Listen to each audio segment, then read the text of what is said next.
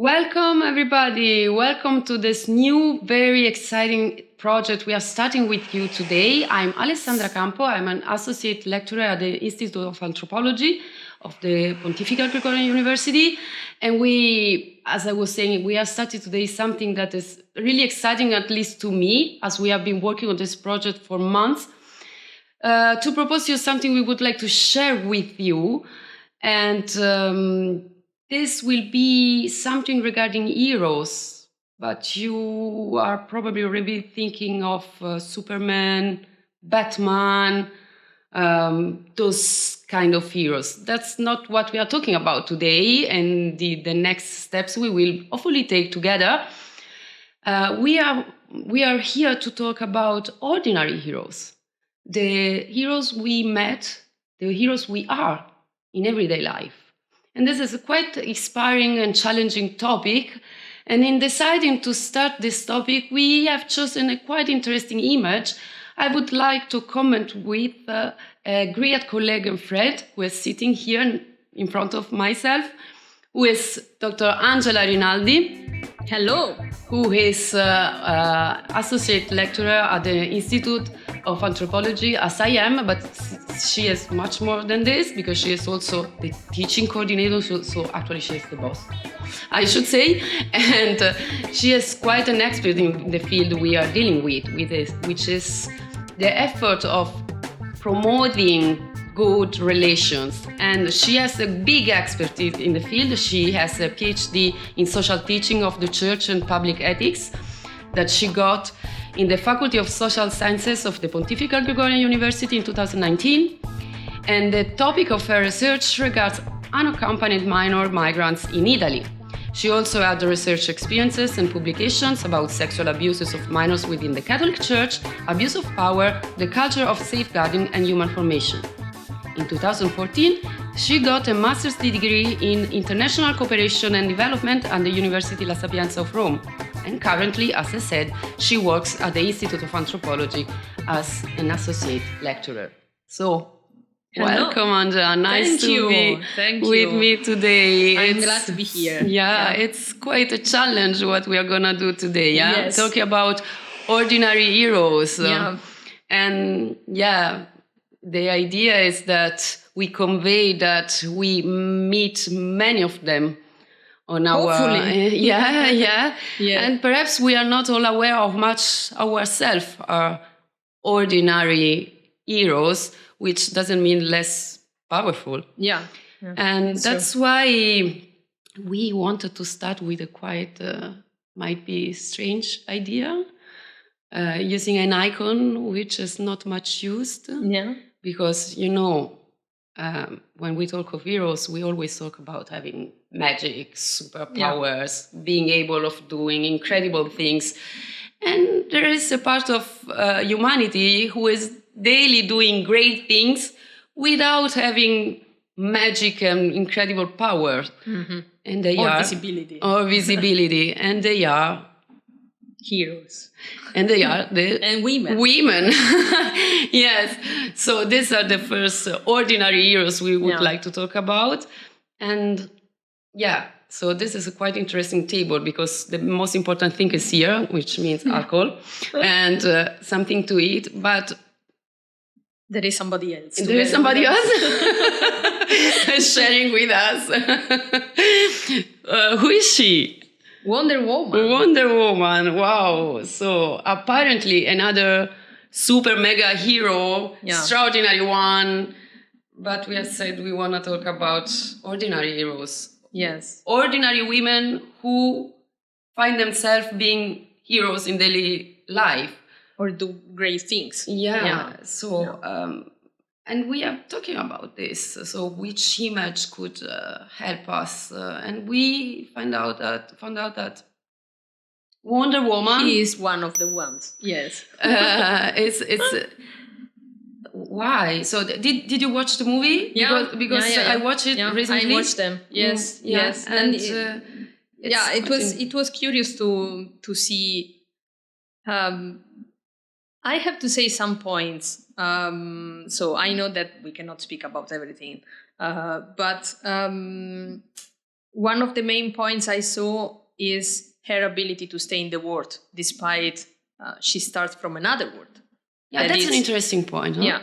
Because everything starts in this very wonderful island where only women live, which sounds to be a paradise to me. Yeah, but apart from that, so she is the daughter of Zeus. Of God. Of God. And so she's supposed to have special powers. Yes, as faculty or abilities to do something. And her name is Diana, which is the name of God. How do you say God? The goddess. Dea. Yeah. How do you say Dea in English? Goddess. So she's a goddess. So she's supposed to have particularly potentialities. And you were saying you was impressed. You were impressed by points. Yes. So one of those points are, for example, what I was saying before about her ability to stay in our world. No, so you remember in the film there is this man coming with an airplane, and then they somehow agreed to go to Earth and to fight against the war god. Perhaps for who is following us, just summing up, she was quite unhappy in an island, and then this man with the airplane from the First World War came into her world. She saved him, so she started already saving someone, a man, and they went back to the Earth, trying to find a conclusion to this horrible war. Yeah. At the end, it's also interesting that they had the same aim somehow. The same aim. So to end the war. Yeah. At the end. And so they both love the world and humanity. Yeah. And they love peace. They want peace, and they want the best for their world at the end. So not only for her world, and she was also aware that she could not be back to her world, but at the end she had to remain. So she decided to stay in a world that was not as peaceful as her one. Yeah. And because of her love of this world. Yes. And this idea of her to contribute every day to the beautifulness of this world. And that's a very good thing that we see throughout the whole film, but also not only the first one about the Second World War, but even the other film. No? Placed later on in history, so she stayed, in fact, and she accepted to stay in this very difficult world, which was not the beautiful paradise she was coming from. And despite everything, despite all awful things that men and also women can do. Yes.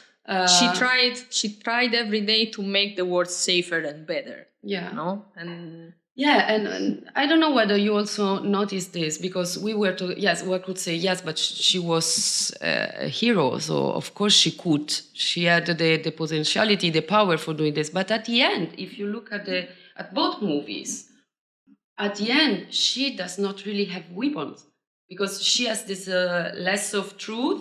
And the shield. The shield. Yeah.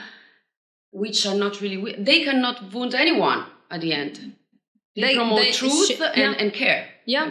She cannot do harm, but in the same time, she can make the world safer. And that's a very interesting thing, because you don't need violence, you don't need, let's say, cruelty, or you don't need to show a power that it's more than the ones you already have as a human being. No? So at the end, this hero is quite ordinary one in the sense that she's supposed to have powers, and this already makes me think of I think we can comment later on. She's supposed to have powers she actually doesn't have. She is really moved but it's not only just, by her love for humanity, her attitude towards care and keeping people safe, making the world safer for all human beings. And I don't know, because this is quite interesting, because I was saying at the beginning that I read that she also in the movie, she's called Diana, which was the goddess. And this goddess was very popular in Middle Age. And one of her symbol was the moon, which little by little became the symbol of another ordinary hero. Another woman Who did great things without using magic, who is the Holy Mary. Yeah. Because in the Middle Age, it seems that people started to use the same icons to recognize both, because it was quite a challenge between who was the most important one, Diana or the Holy Mary. Holy Mary. Yeah. And at the end, yes, in our world, Holy Mary won. But it's interesting because at the end, she was also a great woman without having any power magic to harm. Yeah. What she did, in fact, was accepting a role of taking care of someone and of a project, going against any possible law of the time. Yes, law, culture, so the context. In the content, the risk of being killed by the husband because she got pregnant before Mary. So all things that even today could be really a tragedy in certain contexts for women. And she dared to face all of this. So at the end, another hero, another woman who was an hero just because she was a woman. Yes. And in the daily life. And in ordinary life, without doing anything apparently special. Yeah, this is something that indeed, without wanting to compare heroes or the Holy Mary to normal people, but at the end, many women are supposed to have great powers. They have this so-called multitasking, so they think that women can do many things all together. Or it's required they do that. Or it's even required. They are supposed to. Yeah. They have to do both, taking care of the family and having a great career. Yeah. Yes. And they sometimes they are also forced to choose if they want to improve their career. Perhaps they have to sacrifice the family life, or vice versa. No? Yeah, so that's something that normally a man normally, so a decision a man normally doesn't need to take. Yeah.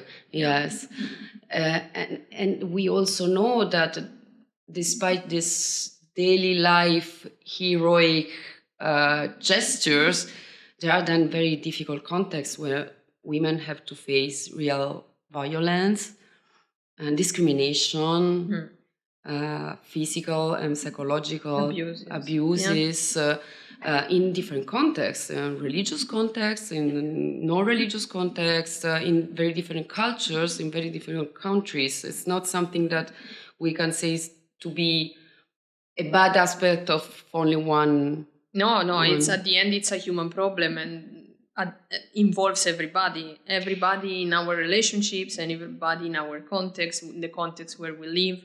And why? Because you work a lot in the field. I saw that. So you also teach many students coming from very different parts of the world. Staying at this point of women condition, the fact that they have to be both heroes in daily life and that they have to face many cultural patterns that are really not in favor of women. Why is it still so? Also in our developed Western culture, how we used to say, no, there is this idea that we are the ones who have the solution, but we will experience much violence against women, much discrimination. So why is that still so? So I believe there is not just one response to that.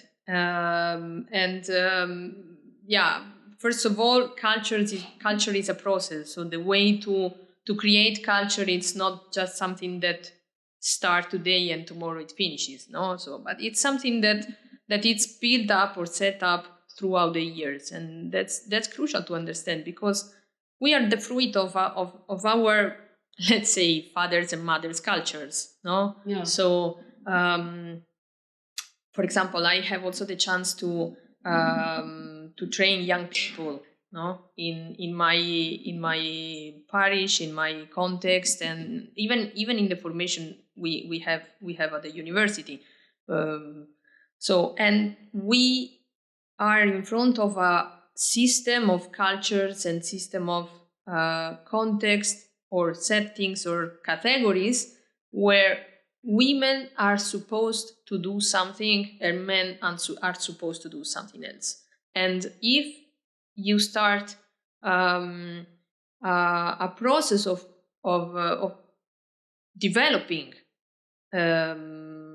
of cultural development, let's say, if you start a process like this and you see people that where these categories are overlapping, now there are not more certain things. There are not more things or structures where you can attach yourself. And sorry for interrupting. Do you think this requires us to go back to old categories that were much more regulating this? No, or of course not. Are we facing the challenge of finding new ones which are more open to the self-determination of each one? Yes, even women. I believe that at this point we cannot no longer go behind, no, let's say. And and I don't know if we have to find out other categories, but one of the most important things is to consider the now and here. Yeah. So the point is that when people are training themselves, are forming themselves, shaping their personality, they need to be able to decide, to self-determine. And also to create their own categories. It's not you that a teenager, a female teenager, a girl needs to grow up with the category of her grandma, saying that a woman needs to take care of the family and give birth to children and so forth. So if this future woman want to contribute to the goodness of the system, of the culture, of the society where she lives, and she decides that she doesn't want to have a family in the traditional categories, let's say, it's not a problem. That's very interesting what you said, because this makes me think back to our Wonder Woman. Because in the first movie, if you think about that, she never asked for... She's surrounded by men in a very... Can we say patriarchal world? Yes. And in this sense, for example, sorry for interrupting you, it's important to see how in the movie, the one of the Second World War, she comes to the world, to our world, and the man, Steve is the name, you know? I think so. Yeah. Steve wants to care for her and say, just to say, okay, so you don't know how it works, so she's the one to be protected. No? Yeah, okay. But she doesn't need to do that. So and she doesn't want. It's not what she's looking for. But and that's exactly the point I wanted to touch. She never asked for permission. She doesn't wait until they are ready to give her space for her self-determination. She simply goes ahead and takes it. Yes. And it's interesting how this attitude changes the attitude of the others. So it's the other way around. We are used to talk about gender issue and violence against women and discrimination, etc., waiting that some institution or the men accept and tell what is need to be done to make women free or more able to decide about themselves, etc. Here we see that she simply goes ahead. And the light she's following, and that's also interesting to me, I would really like to know what you think about that. It's what you were saying about, it's just the love she has for the world. So the only real weapon she has is, I do want to take care of the others. And because of this, I can take a decision independently about what I want to do, which is exactly the opposite of what we used to, because women are those who have to take care of the others. And this became a big international excuse to keep them quiet. While taking care of the others becomes, with this icon, the way for the woman to become strong, the way for the woman to decide for herself and to do something great for the world. Because at the end, in case you didn't see the watch, I don't want to spoil, but let's say that almost everything ends well. At the end, she managed to reach at least part of her goal. Mm-hmm. And she doesn't need the permission of anyone for doing that. No, yeah. And so... that was the question, because this could be perhaps just a question, a model for building health relationships in the world. So changing from some institutionalized decision that says, okay, from now on you are free to do that, and moving toward another position where the conditions are given for everyone to decide how to go ahead, how to be free, how to contribute to the world. Mm-hmm. But so I can say that our message as an institute even is that one of the ways is safeguarding. Yeah. Strange words. Yeah. What does it mean? Yeah. It's the responsibility of everybody and each one to build up context, societies, communities, groups where all the people care for each other. That it's not just a care like, let's say, so poor, you are vulnerable, so I need to take care of you, as Steve used to do in the film. But it's to contribute so that all the people in the same context are able to bring their contribution for a safer world and safer places and safer relationships and processes. So what you were speaking about before, it's culture at the end. And it's the process. So perhaps it's a reflection before to start a process to improve our cultures. That it's not only, of course, norm and principles and values, but it's also attitudes. Yeah, so very practical things. How we concretely live and act. Yeah, and it's also interesting because it's related to the question of power we were saying before. So you don't need to use your power in a way that it's on someone or upon else. somebody else, but it's for. Yeah. No, yeah, that's also interesting. And it's also the way Diana, Wonder Woman, was using her power. It's for. It's a creative power, and that's the way we need to think about safeguarding, to create something. That's making me think again of another point we touched, the similarities, the unexpected similarities between Wonder Woman, let's say Diana and Mary. Yeah. Because at the end she also had to exercise power, because how much courage is behind a decision such as the one taken by her. Huh. But it was never upon someone else. Yeah. Even when she was quite severe also towards the son, also, so in different situations in the gospel. Now, it's not the time for a biblical interpretation, and not meant to be like this, but really, again, this idea of the humble woman who is just staying at home, taking care of someone, it's completely different. No, indeed, and even but Virgin Mary has an active part, even in the mission of his son. Yeah, that's the point. So she is not the one that just is at home and doing the, let's say, the women things, no? To the current categories. But it's somebody that she goes and she joins the preaches and the things Jesus used to do and so forth. So the point is to create environments where all the people can contribute and they are able to contribute, or they can get, actively speaking, the ability.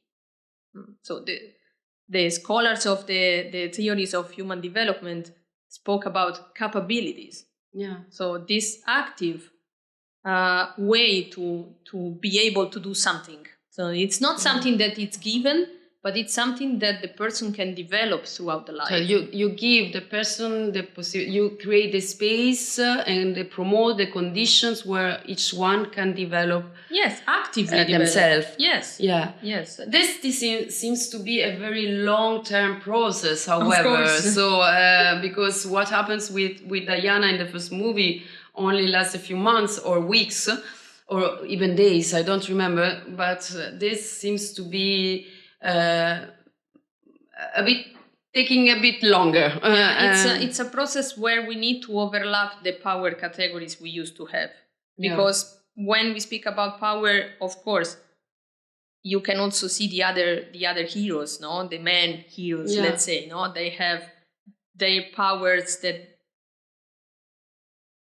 they are something more than normal people. Than normal people. So in the case of Diana, it's not like this because yes, of course, she has power because she is the daughter of a god, and but she didn't knew that at the beginning.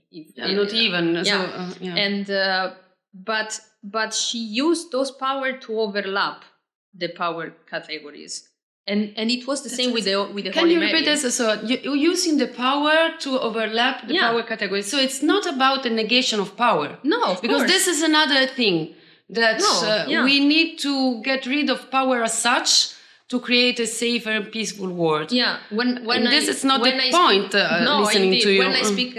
When I speak with our students about power, I usually say power is beautiful. We don't have to be afraid of power. We don't have to blame power to think that power is something that we need to stay far or something like this. Power is beautiful because all of us has power to use and to exercise in a creative way, no? And both, for example, Diana and so Wonder Woman, but also the Holy Mary, the Magnificat. So they overlap the power categories at the end. It's a pity that all this meaning, so powerful meanings at the end, somehow got lost because we get used to, even with this icon of Wonder Woman, now because we are reflecting on that. But in fact, and also about talking about men power, because also the power of men, it's most interpreted as a matter of strength. Yeah. While, so you are indicating the possibility of interpreting power in a completely different way. So this really makes me, which is not less powerful than the other power, so to say. Yeah. So that's made me think that I was reflecting because I have a philosophical background, so I always reflecting on language. This is my problem. And to make you happy, this is an ethical interpretation of power. So ethically speaking, power, to be power, needs to be for the good of the other. If not, it's perversion. It's not power. You cannot just call it power, no? If it's for the good, it's power. If it's not for the good, it's not. Hannah Arendt used to say that if it's bad power, so it's simplifying, it's violence. And violence is the negation of power. Yes. So we don't have power anymore where we have violence. So again, this could be an interesting reflecting to be done with men, because how much is the violence against women a form of affirmation of power? At the end, it's everyone loses. At the end. Yes. So that's interesting. But it's true that this requires a very long process of rethinking. To create. I was thinking that when we name Wonder Woman, perhaps she's Wonder because she's a woman. Not because women are better, but because she can take the best and the specific power that she can have as woman. Great. So thank you, Diana. It was a pleasure.